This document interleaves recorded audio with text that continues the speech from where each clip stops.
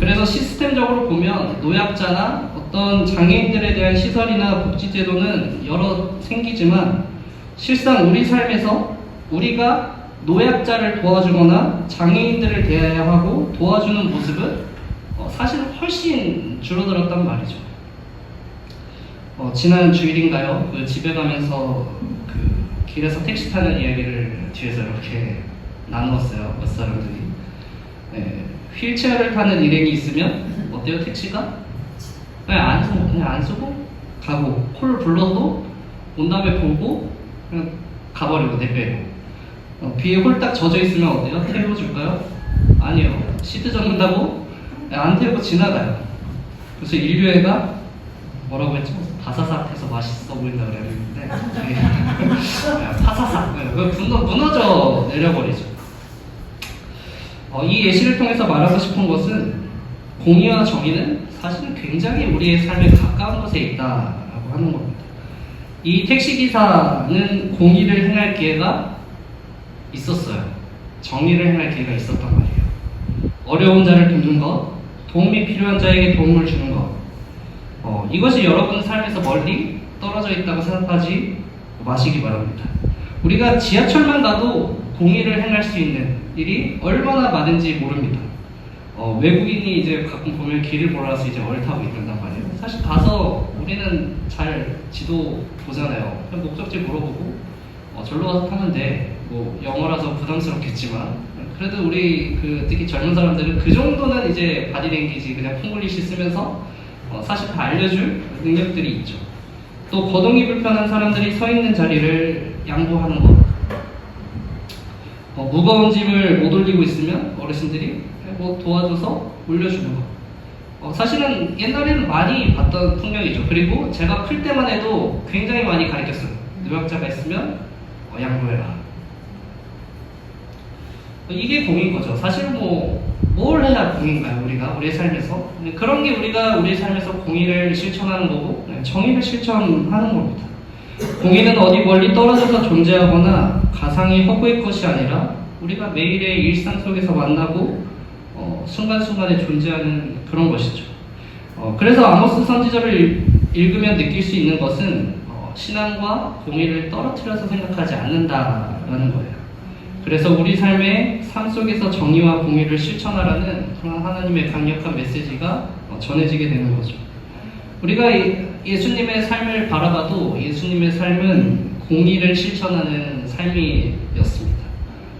어떤 특권 계층, 왕이나 귀족들이나 바리새인들 뭔가 다 가지고 갖춘 자들을 위해서 헌신하고 봉사했던 삶이 아니라 과부와 세리와 어린아이 같은 약자들에게 복음을 전하고 치유하고 함께 식사하시면서 그들의 마음과 영혼을 돌보는 사역이었죠. 특히 구원의 문제를 봤을 때 바리새인들에게는 확실히 좀 주장이 있었죠. 우리에게만 구원이 있다라는 거예요. 율법을 이렇게 잘 지키고 완벽하게 지키는 우리에게 구원이 있다라고 얘기하면서 다른 사람들은 무시하고 깔봤단 말이죠. 저렇게 율법도 안 지키면서 하나님 심판하여 주십시오. 저 하나님 믿는다고 하면서 저희 맞습니까? 공의가 아니라 뭐예요? 자기 의가 그냥 아주 충만했던 사람이었어요. 그런데 예수님께서 오셔서 이들을 완전히 무너뜨려 버리시는 거죠. 바리새인의 성경입니다. 바리새인의 서기관들이 예수께서 죄인 및 세리들과 함께 잡수시는 것을 보고 그의 제자들에게 이르되 어찌하여 세리 및 죄인들과 함께 먹는가? 예수께서 들으시고 그들에게 이르시되 건강한 자에게는 의사가 쓸데없고 병든 자에게라야 쓸데있느니라. 나는 의인을 부르러 온 것이 아니요 죄인을 부르러 왔노라 하시니라. 예수님께서는 그들만의 구원을 바꿔버리셨죠. 모두의 구원. 믿는 자는 뭘 해서가 아니라 믿으면 모두가 구원받을 수 있다라고 바꿔놓으셨어요. 예수님은 구원의 문제에서마저도 공의롭게 행하신 것입니다. 신앙이라고 하는 것은 단지 하나님을 예배하고 하나님을 의지하는 것뿐만 아니라 우리가 하나님을 인정하는 그 삶의 태도에서도 드러납니다. 그렇기 때문에 신앙과 공의는 분리될 수 없는 것이죠. 예수님의 가르침을 보면 어떻게 가르치시냐면 너를 위해서 남을 사랑하라, 너를 위해서 남을 기도하라, 너를 위해서 남에게 손해보아라, 너를 위해서 남을 섬겨라. 너를 위해서 남을 존중하고 높이고 배려하고 돌보아라 계속해서 말씀하세요. 이거를 한마디로 정리하면은 너를 위해서 정의롭게 행하고 공의롭게 행하라라고 할 수 있죠. 물론 우리가 성경을 문자적으로 보면 너를 위해서라는 문장은 발견할 수는 없을 거예요. 하지만 그 진정한 의미 속에서는 여러분을 위한 그런 하나님의 마음이 담겨 있습니다. 너가 손해봐? 괜찮아. 내가 치워줄게. 너가 섬겼어? 너가 낮은 자가 아니야. 내가 너를 높여줄게. 너가 존중했어? 돌봤어? 괜찮아. 내가 너를 존중하고 그 누구보다 내 손으로 너를 더 감싸고 돌봐줄게. 예수님이 또 이런 말씀도 하세요. 너희가 너희를 사랑하는 자를 사랑하면 무슨 상이 있으리요? 세리도 이같이 아니하느냐? 또 너희가 너희 형제에게만 무난하면 남보다 더하는 것이 무엇이냐? 이방인들도 이같이 아니하느냐? 우리가 자신의 이익만을 추구하고 살아가면 사실은 하나님께서 채워주실 공간이 없는 거죠. 사랑하는 사람에게 100만 원을 주면 물론 그거에 대한 최소 손해는 안 보겠죠. 그만한 또 기브 앤 테이크라고 했듯이 뭔가 돌아오는 게 있겠지만, 하지만 그것을 비록 사랑하지는 않지만 가난하고 궁핍한 자에게 100만 원을 주고 100만 원을 받지 못했을 때 결국 그것을 채우시는 분은 하나님이 결국 채워주시는 거예요. 사람이 아니라 우리가 하나님의 체험을 받을 수 있는 기회를 갖게 되는 거죠. 우리는 그 공의의 하나님을 믿습니다. 우리가 약하고 부족해진다고 느낄 수 있어요. 내 것을 빼서 누군가에게, 힘든 자에게, 어려운 자에게, 섬김이 필요한 자에게 준다는 것은 내가 더 약해진다라고 느낄 수 있지만, 그러나 그 속에서 우리는 하나님 안에서 더 강해지고 하나님께서 더 채워주시는 것을 누릴 수 있는 시간이 되는 것이죠. 또 계속해서 아까 그 예수님의 말씀, 사랑하는 자를 사랑하면, 우리가 사랑해야 할 사람은 사실 교회에만 있는 것이 아니라는 것이죠. 사실은 세상 속에 더 많다라고 하는 거예요. 우리가 이 속에서 서로에게 잘해주는 것은 사실 어떻게 보면은 이 예수님의 말씀에 따라서 너무나 당연한, 다른 사람들 다 그렇게 해 라고 하는 것과 같은 것이죠. 그러므로 우리가 이제 그 사랑, 섬김, 이것이 교회 안에서 결국은 교회 밖으로 정말 도움이 더 필요한 사람들에게 흘러야 된다고 하는 것입니다. 그러므로 우리가 믿는 하나님은 단순히 우리의 기도를 들어주고 소원을 이루어주시는 분만으로 머물지 않습니다.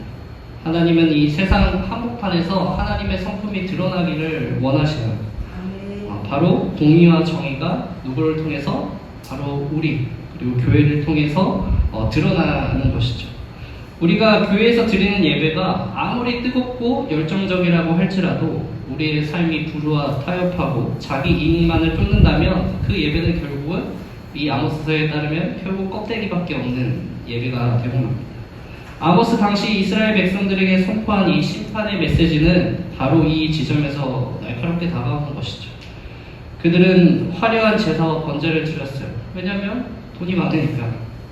부족함 없이 드렸겠죠, 그 어느 때보다. 하지만 약자들은 억압하고 정의를 무너뜨렸습니다. 그렇기 때문에 하나님께서는 그 제사를 기뻐하지 않으셨고 오히려 멀리하시면서 너희가 내 앞에 서 있는 게 도대체 지금 무슨 의미가 있니? 이렇게 물으신 것이죠. 이것은 우리를 향한 하나님의 질문입니다. 우리가 드리는 찬양과 기도가 삶 속에서 이어지지 않는다면 하나님께서 그것을 기뻐하실까요?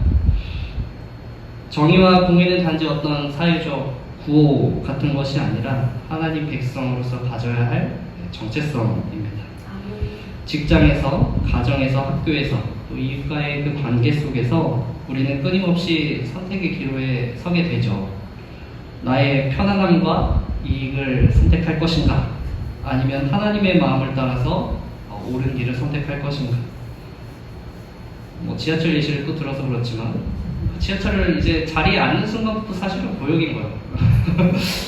비켜줘야 돼, 말아야 돼. 좀 애매한데 나이가 좀 아직 흰머리가 없는 것 같은데. 내가 오늘 이래서 내가 더 피곤할 것 같은데. 사실은 더 고역인 거죠. 그러니까 어떻게 그냥 눈 감고 이렇게 이어폰 끼고 있으면 이제 어느 정도 해방을 누리는 거죠.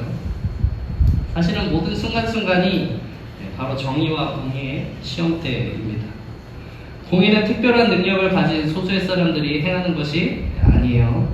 우리의 작은 친절, 작은 배려, 작은 희생이 모여서 결국 그 하나님의 공의를 우리가 세상 가운데 흘려보내는 것이죠. 아모스의 외침처럼 정의가 물처럼 공의가 마르지 않는 강처럼 흘러가려면 어떻게 해야 돼요? 우리 한 사람 한 사람이 작은 물줄기가 되어서 계속해서 그 공의와 정의를 흘려보내야 하는 것이죠. 강은 어느 날 갑자기 생기지 않아요. 수많은 개울과 샘이 어디 저 산에서부터 조금씩 모여가지고 큰 물줄기를 이루게 되죠. 우리의 작은 실천들이 모여서 그렇게 하나님의 큰 강을 이룰 수 있는 것입니다. 혹시 우리 안에 나는 너무 작아서 내가 뭘 할 수 있겠는가 하는 마음이 있습니까? 그러나 하나님은 분명히 작은 자를 통해서 오히려 더 일하시는 것을 기뻐하시는 것이죠. 항상 우리 오병이어를 생각하죠. 그 어린아이, 성인 한 명이 먹기도 부족한 그 음식을 가지고 3,000명 먹이시는 것을 우리가 봅니다. 우리의 작은 실천, 우리의 작은 순종을 통해서 하나님께서 분명히 세상 가운데 정의와 공의를 흘려보내십니다.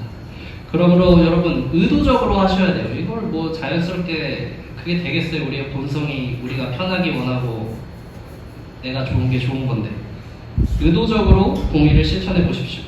분명히 무심하게 일부러 지나치려고 하는 경우들이 많이 있어요. 그냥 이렇게 휙 보고 안 본 척하고 그냥 잠깐만 그냥 양심을 속이자. 그럼 편한 거잖아요. 육체가. 그 상황 속에서 멈춰서 한번 돈든 손길 용기 내어 내밀어 보십시오. 또 손해를 감수하고서라도 옳은 선택을 해보시기 바랍니다. 바로 그 자리에 하나님께서 함께 하십니다. 또한 우리는 이제 공동체적으로 공의를 세워가야 하는 거죠. 교회가 단순히 예배를 드리는 장소가 아니라 세상 속에서 하나님의 그 공의를 드러내는 공동체이기 때문에 교회가 정의롭지 못하면 어떻게 하냐 사람들이 교회와 더불어서 하나님까지 오해하게 만드는 거죠. 사실은 우리의 그러한 정의롭지 못하고 공의롭지 못한 모습이 많은 사실 대형 교회들이 그런 모습들을 보여줬죠. 우리는 뭐 돈도 없고 그죠? 어디 가서 뭐 돈 때문에 싸우는 모습 볼 도 없이 그냥 서로 사랑하고 화합하고 우리는 이 예배 드리는 게 중요한 사람들이니까 상관은 없지만 돈 때문에 싸우고 권력자들이 장악해서 자신들의 이익대로 움직여요. 그 목사님은 우리 파가 아니야. 그래서 내쫓고 요 목사님은 좀 눈도 잘 감아주고 우리 말을 좀 듣는 것 같네. 우리는 세워가지고 오래오래 같이 합시다. 이렇게 세우고 교회가 정의와 공의를 잃어버리면 그냥 이미 교회로서의 사실 그 본질적인 모습이 너무나 무너진 거죠.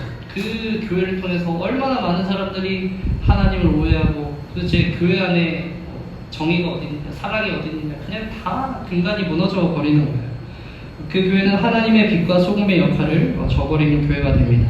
그러므로 우리가 교회 안에서부터 사랑과 배려, 섬김과 존중이 흐르도록 힘써야 하죠.